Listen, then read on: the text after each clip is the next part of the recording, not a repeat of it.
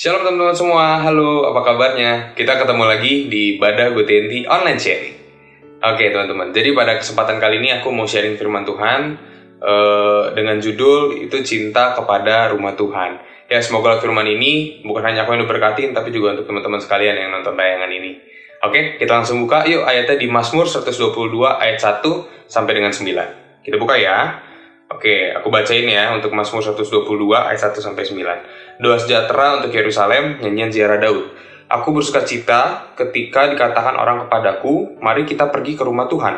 Sekarang kaki kami berdiri di pintu gerbangmu, hai Yerusalem. Hai Yerusalem, yang telah didirikan sebagai kota yang bersambung rapat.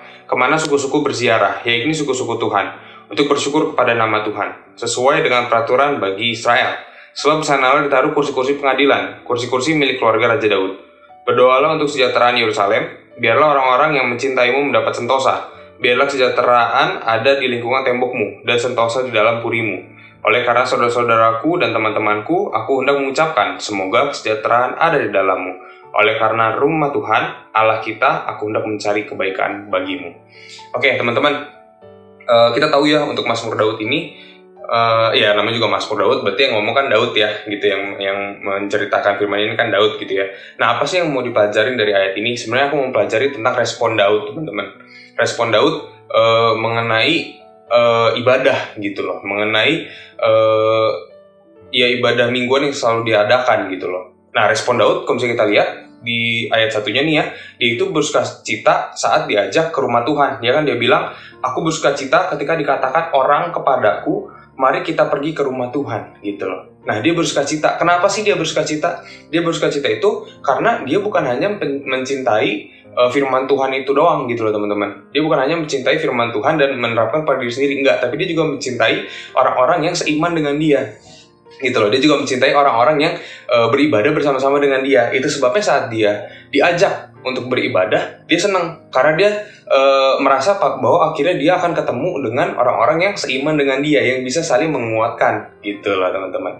Ya, itu respon yang pertama ya. Nah, respon yang kedua, Daud ini juga mengagungkan kotanya, gitu loh ya, yaitu kota Yerusalem, karena ada bait Allah di sana, gitu.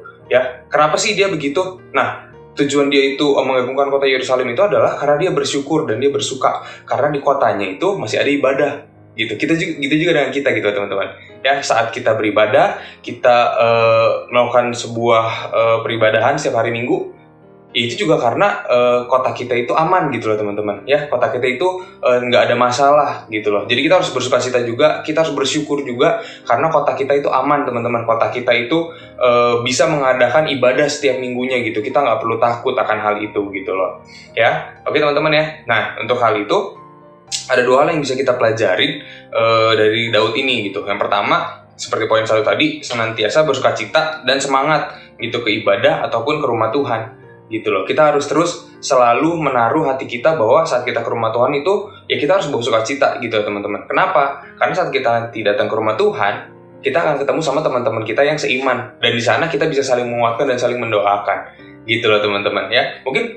Mungkin saat kita datang ke rumah Tuhan, kadang kita datang dengan beban di hati kita, gitu, dengan beban di pikiran kita. Ya itu nggak apa-apa, kita bawa, gitu loh teman-teman. Kita minta teman-teman seiman kita untuk saling support kita melalui doa, gitu loh. Jadi secara rohani kita pun kuat, gitu loh teman-teman ya. Nah, yang kedua itu adalah kita mendoakan kota kita juga, sama seperti Daud yang mendoakan kota Yerusalem. Begitu juga kita mendoakan kota di mana kita beribadah, teman-teman. Tujuannya apa? Ya seperti tadi aku bilang, supaya kota kita tuh tetap aman, supaya kita bisa mengadakan ibadah setiap minggu, gitu loh. Meskipun ibadahnya online, tetap kita harus berdoa, gitu loh. Karena kan ada pelayan-pelayan Tuhan yang harus datang ke gereja, bikin rekaman videonya, gitu loh. Nah, kita berdoa supaya mereka juga aman-aman aja, gitu loh.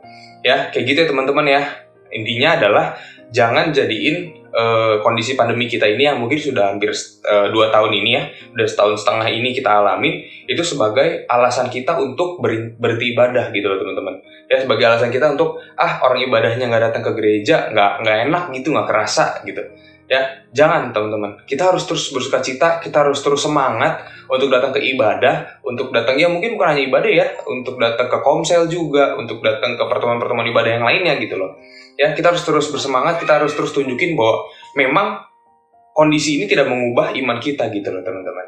Oke? Ya, jadi itu aja yang mau aku sharingin. Semoga lewat firman ini, teman-teman yang cukup singkat ini bisa memberkati teman-teman sekalian. Itu aja, thank you, God bless you semua, bye-bye.